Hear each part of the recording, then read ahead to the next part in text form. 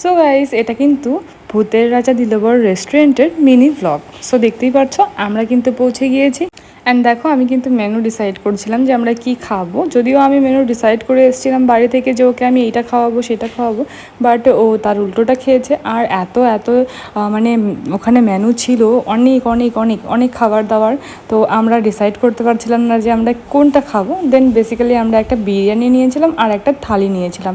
বিরিয়ানিটা নিয়েছিল I think 190, and আমরা যে খাবারটা থালিটা অর্ডার করেছিলাম সেটা নিয়েছিল 600। খাবার দাবার একটু এক্সপেন্সিভ হলেও রেস্টুরেন্টটা কিন্তু দারুণ দেখতে। অ্যান্ড গাইস, এখানে কিন্তু এসে লাইন দিয়ে খাবার খেতে হয়, বাট আমরা যেদিন গিয়েছিলাম সেদিনকে কিন্তু কোনো রকম ভিড় ছিল না। কত কত মেনু ডিসাইড করতে করতে 5 মিনিট তো এমনিই চলে গেল। দেন তারপরে এখানে আমরা বসে থেকে ওয়েট করছিলাম। আর এখানে কিন্তু দুটো ক্যাবিন রয়েছে। আর এখানে আসা কিন্তু খুবই সহজ গাইস, একদম বাস স্ট্যান্ডের পাশেই, মানে সামনে দিয়ে দেখবে বাস চলাচল করছে। সো এর পাশে অনেকগুলো মলও রয়েছে। অ্যান্ড গাইস, এখানে আসার আমার একটা অনেক দিনের ইচ্ছে ছিল, বাট হ্যাঁ, আমি একা কখনোই আসতে চাইনি, ওকে নিয়ে আসতে চেয়েছি। যেহেতু কয়েকদিন আগে ওর বার্থডে গেছিলো, তো আমি ভেবেছিলাম ওকে আমি এখানে একটু খাওয়াতে নিয়ে আসবো।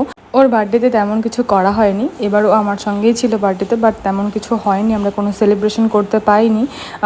কারণ ওই দিনটা আই থিঙ্ক আমাদের কোনো পুজো কিংবা কিছু একটা ছিল, যেই জন্য আমরা কোনো আমিষ খাবার খেতে পারিনি, সব নিরামিষ খেতে হয়েছিল। ডেকোরেশন নিয়ে কিন্তু কোনো কথা হবে না, রেস্টুরেন্টের ডেকোরেশনটা আলাদা লেভেলের। তো তোমরা আশা করি ভিডিও দেখে বুঝতেই পারছো। আর এখানে কিন্তু কোনো রকম কোনো স্টিলের জিনিস ব্যবহার করা হয় না, যা মানে যেগুলোতে আমাদেরকে খেতে দিয়েছে, থালা বাটি গ্লাস যা দেখছো এখানে সবই কিন্তু কাঁসার বাসনপত্র ইউজ করেছে। আর এখানে কিন্তু দুটো ক্যাবিন রয়েছে, একটাতে মানে এরকম অনেকগুলো টেবিল লাগানো রয়েছে, যারা যারা মানে যে যেখানে এসে বসতে পারো। আর যদি ফ্যামিলি নিয়ে অনেক বড় একটা ফ্যামিলি নিয়ে আসো, সেই ক্ষেত্রে কিন্তু ফ্যামিলিরও একটা জায়গা রয়েছে। আর এখানে কথা বলে বুঝতে পারলাম এখানে কিন্তু আগে থেকে বুকিংও করা যায়। অ্যান্ড গাইস, এখানে খাবার পেতে হলে কিন্তু আগে হাতে হাতে তালি দিতে হয়, দেন তারপরেই কিন্তু খাবারটা আসে।